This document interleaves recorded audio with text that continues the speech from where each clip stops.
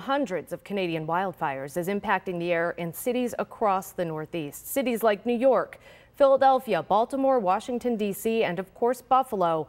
A lot of these cities do not have clear skies in sight. And as we continue to see this, experts are advising people to stay inside if they can. Good evening, I'm Kelly Dudzik. Our region is under an air quality alert right now.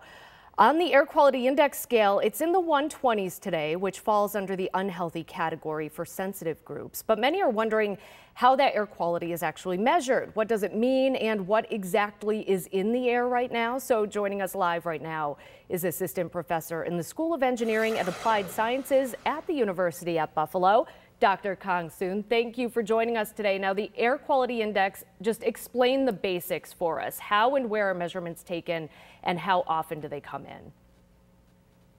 in? Yeah, so I'm looking at the EPA Air Now website.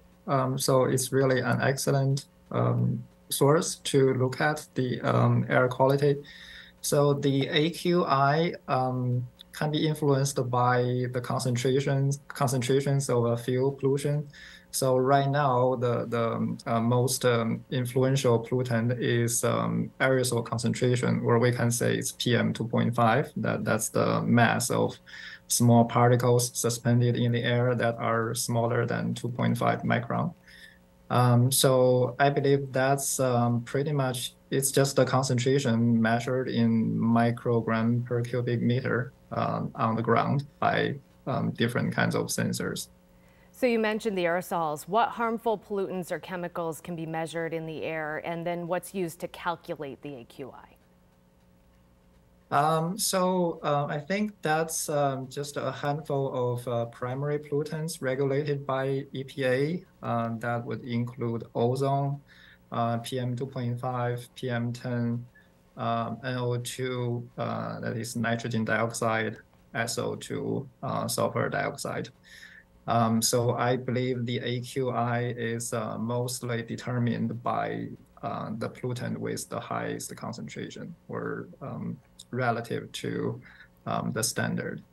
And then there are the different tiers in the index, the different colors that we're seeing. And a lot of us haven't even looked at this chart until yesterday or the day before. So explain the levels to us and what level starts impacting people's health.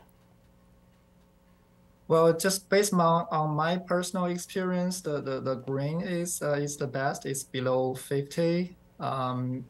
If it's yellow color, I may not run outside.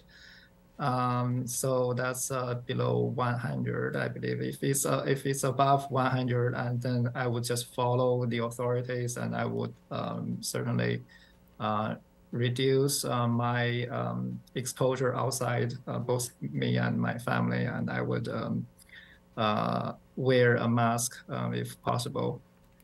Yeah, and then the certain higher levels. So I also experienced that back in China. So those are more harmful for human health. So when we get up to levels like we're seeing today or yesterday when it was worse, you said wear a mask, stay inside. What are some of the things that people can do to protect themselves? Yeah, so the N95 masks, I have quite a few left. So that's the time to use them outside. And so just stay indoors. And if like I said, if I have to go outside, I will not run or exercise outside. All right, good tips. We have a bunch of those masks left here in the newsroom too from COVID. That was Dr. Kang Soon from UB. Thank you for joining us tonight on the Town Hall. Thank you very much.